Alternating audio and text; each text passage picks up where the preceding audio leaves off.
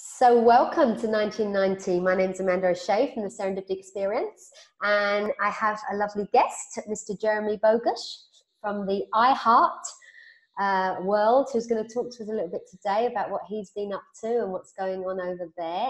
Jeremy, it's lovely to have you. Thank you for being part of the 1990 gang. Pleasure. Yeah, you are on the chosen 90. You are in my top 90. So how you doing over there? Where are you today? So I'm based just north of London. Mm-hmm. I'm working in London, but I live in a place called St Albans, which is an old Roman city, about 20 minutes north of London. Yeah, nice. Yeah, no, I know around there, quite nice. I've really been enjoying our conversations and everything that we've been doing recently with the exploration into the IHEART training, into the IHEART Training Academy. I would love to know a little bit more about what's going on there, and I would love to know. I feel very passionate about just coming across you guys and coming across this curriculum that you put together. I'm very excited to be hosting the Spanish training over here for facilitators in January 2020. And you guys have been up to, you guys are doing good stuff, hey? I'd love you to, can you tell us a bit more about, what's happening over there at the moment? Yeah. Well, hi everybody. Even though I can't see you. So IHEART really is, Amanda, would it be helpful just to give a very quick summary about where it's Yeah, I'd love that. For people who are not familiar. So IHEART stands for, it's an acronym, it stands for Innate Health Education and Resilience Training. We're a charity, a not-for-profit, and we formed about 3 years ago on the back of actually another charity, a larger charity. And we, I suppose, were one of the kind of first organisations in the UK to really sort of teach the three principles understanding to adults. And that charity had been around for about 12 or 13 years. About 4 years ago, we were asked to go and speak in a school, which we did. It went well. We came out of there and we kind of had this collective realisation that we need to reorientate the whole organisation towards young people, and for a number of reasons, but the main one being that there's a global, I hate to use this word, but there's a bit of a global epidemic in terms of a real lack of well-being and resilience among teenagers in particular. And that's manifesting itself in, some quite horrible acute ways in terms of suicide, self-harm, down to sort of just general levels of anxiety. And that's kind of, you expect a lot of sort of, anxiety, stress and worry with teenagers. It's part of the process of growing up. But this is becoming a little different. It's a bit more pernicious and insidious than 30 years ago. So, and you just have to kind of look around and see that, all is not perhaps as well as it could be. So we kind of figured, well, we want to try and solve that problem as best as we can. And I think there's a lot of people in education and a lot of organisations that are really kind of well-intentioned and trying very hard to help these kids. But in our experience, a lot of that is more intervention as opposed to education and prevention. And the other thing that we realised was that, it baffled me, and I think a lot of other people, they teach you how to read, they teach you how to write, they teach you how to kick a football, but they don't teach you about this kind of innate resilience and where it comes from and how it works, how we work systemically from a psychological perspective. And I think if education got that bit right, then all the other stuff would be a lot easier. So that's kind of the reason for why it was set up. The vision for the charity is to create a global step change in how young people perceive resilience and well-being.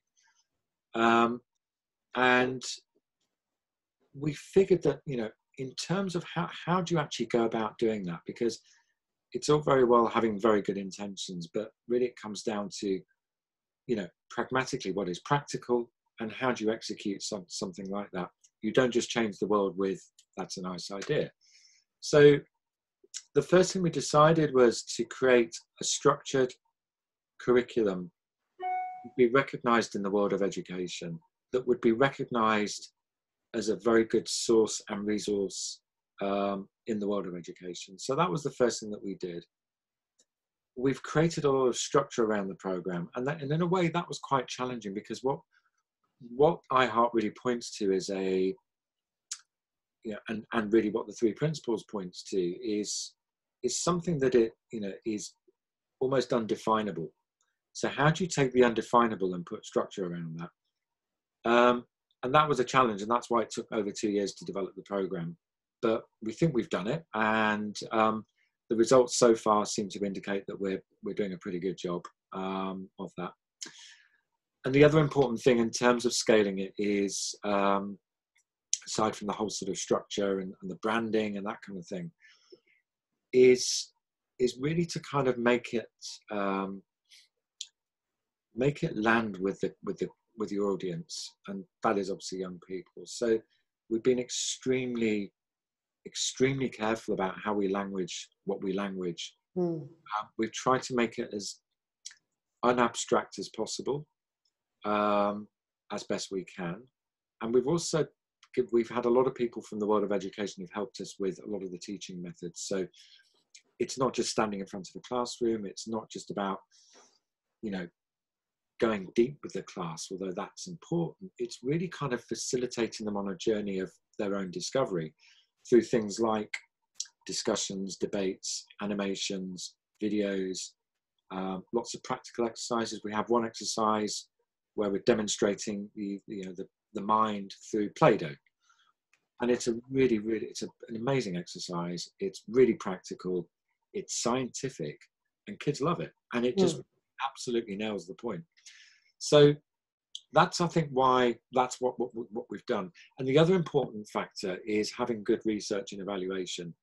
So from day one, that's been built into our programs, and it's extremely important if we want this to scale. And also from a marketing perspective, you've got to have good data and good evaluation. So since we launched, which is just over 2 years ago, we obviously run some pilots. It's been delivered to many thousands of kids, actually across the world. We didn't mean it to happen that way, but we started in the UK and then started getting interest from facilitators all over the world. So it's now been delivered to people in America, South Africa, Australia, New Zealand, Norway, Sweden, Greece, France, Bahrain, and quite a few other countries as well. And Spain. And Spain too. So that's a really good thing. And the way this is being delivered, this is a youth program. So it's been designed to be delivered in groups for groups of young people. So we've taught it in schools, so both state schools, private schools, private groups, youth groups, universities. We've delivered it to a Premiership football club, so their youth academy, Brighton and Hove Albion. So there's a lot of scope for delivery here. But really, the only thing that matters to us is just that we send this and get people, that all young people get educated in this. It's too important not to. That's really the premise of where we've been. Where we're going, we've just completed our 3-year strategy for the next 3 years. That strategy will hopefully see us deliver the program to about 54,000 young people in 500 schools. And the 10-year vision is then to really get that global. Excuse me. We've got this crazy dream of 1 in 10 children around the world will have this delivered to them within 10 years. Hopefully sooner, but that's kind of where we're going with it. Yeah. Wow. Yeah. That's great. I mean, it's when I got interested, Jeremy, something happened. I've been working that full time working in a recovery centre, and I think one day I just had that sort of, what are we doing waiting for people to end up in therapy, treatment centres, hospitals, youth borstalls, the the police station, the whatever. Why are we waiting for them to be introduced when they've gone into, into one of these kind of establishments? It's crazy. And the more that I was hearing the stories again as people come in, everything that they were doing starts in their teenage years. It's, the stories all went back to then, the misunderstandings that they seem to remember went back to their teenage years. And it was like one day I was like, you know what, we need to be sharing this. That's what we really need to be doing. And it's that, and then IHEART just kept cropping up in conversation. Every 3P facilitator I met just on the IHEART training. And I love that when something, the idea pops into your head and then it just, it comes at you. It comes at you. Yeah. And, I think we have a number of core values at iHeart. One of them is, we are unapologetically disruptive. And that's how we're kind of seeing this, because it is disruptive, and it's good it's disruptive because it needs to be. There are, I'm sure you've seen this, Amanda, but when I came across this 3 principles understanding 5 or 6 years ago, there was 2 things that came into my mind when I finally sort of understood what it was about and how it affected me. Was number 1, why is this not out in the world more? And number 2, I wish I'd have known this when I was a kid, because it was a heck of a lot of stuff. So, and we want to disrupt the education system. We really, really do. But we also recognize that, one of the other values we've got is, we want to be as excellent as possible.